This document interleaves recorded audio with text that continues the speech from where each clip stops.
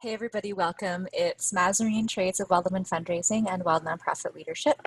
I'm here today to talk to you about getting your fundraising cover letter ready to go. So the average tenure of a nonprofit fundraiser is between 12 to 18 months in the US and about 6 to 12 months in Canada.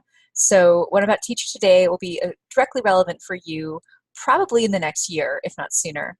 So I'm so glad you're watching this video. Don't forget to subscribe and also check out my other resume, cover letter, interview videos later on.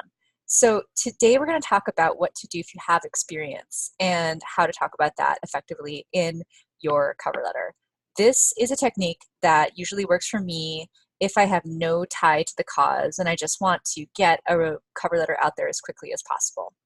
So what I like to focus on is my experience in fundraising in general and how I've managed to go from X to X in a particular role in terms of lower fundraising revenue to higher fundraising revenue. The thing you want to remember is that you want to address whatever they have in their job description as much as you possibly can. So this is kind of what I do with my clients. So right here you'll see that I have copy pasted a job description for a fundraising role. And it's a job description for a development director. And it goes on and on and on for pages. And they say, these are all your job responsibilities. It goes for like 10 things, develops and implement board approved fundraising plan, develops and implements major gifts, capital endowment fund strategies, manages department personnel and activities, including grant writing, communications, events, volunteer program, and database management, financial analysis and reporting, assists the finance director, develops and implements board-approved marketing plan, coordinates all publicity, effectively communicates agency policy, and so on and so forth. It goes on and on. And then it goes into qualifications. Minimum 5 years supervising staff, minimum 10 years successful progressive experience in resource development, experience at Raiser's Edge, demonstrated working knowledge of public relations principles and practice, so many things. They don't want much, do they, right?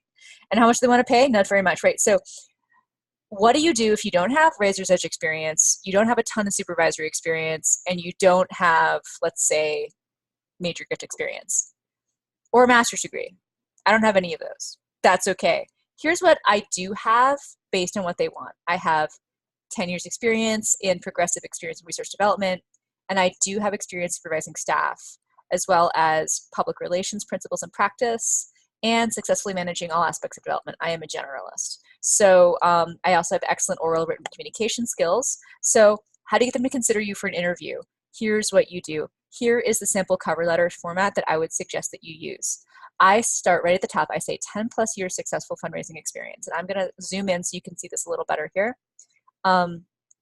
So, dear direct supervisor, probably ED, I am pleased to submit this letter of inquiry for position of development director at your nonprofit. Thanks to your job listing, I'm familiar with the duties and I feel I can execute them with excellence.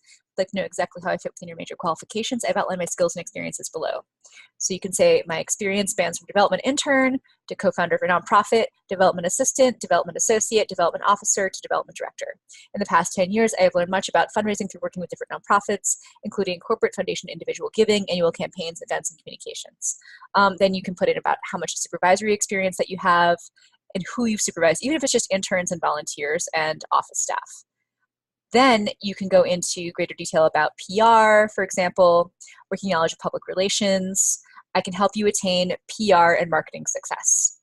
I also taught PR strategy, for example. I increased my fundraising revenue 55% in 1 year from this to this with these strategies. So specifically, I helped the gala raise $30,000 more than the agency ever had before, or I helped it raised even more the next year. And then in this nonprofit, in just 1 year, I raised $280,000 in sponsorships, $150,000 more than the previous year, for example. I increased annual giving and grants from 50 to 100%. I designed, created, and implemented persuasive mailings on time and under budget to over 5,000 people, resulting in over 53,000 in 2006-2007 for one nonprofit, for example. I also doubled direct mailing giving over 3 months for this nonprofit when I was their development director.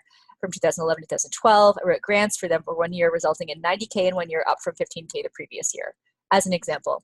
excellent communication skills, including public speaking and reporting. Since 2009, I've spoken to groups from 10 to 500 people on a number of topics.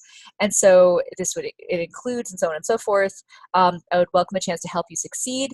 I would love to learn more about you and your needs. I can be reached at a number below for an interview at a time and place of your choosing. Thank you for your consideration. Sincerely, whatever your name is. So you have to be careful when you put in the nonprofit's name at the top and the bottom, because sometimes you can forget to take their name out, and that is going to look really bad for you. The other thing I'll say is that at the end, I also like to say on a personal note, I really like this aspect of your nonprofit. I feel like it's so important to do this particular thing or that particular thing, and I have a personal connection I'd love to share with you in the interview. So that's giving them a little taste of you. If you really do have a bigger personal connection, though, I definitely put it in the resume if you in the cover letter if you possibly can. But overall, that is how I would make a better cover letter for your fundraising career. If you want help with that, I love helping people with their resumes and cover letters, and I've been doing this for over 10 years. It's really worked for a lot of people. So feel free to give me a call, 503-673-3863, or email me, info@wildwoodland fundraising, or check out my website. And definitely click and subscribe. I'd love to help you get the career and the job of your dreams.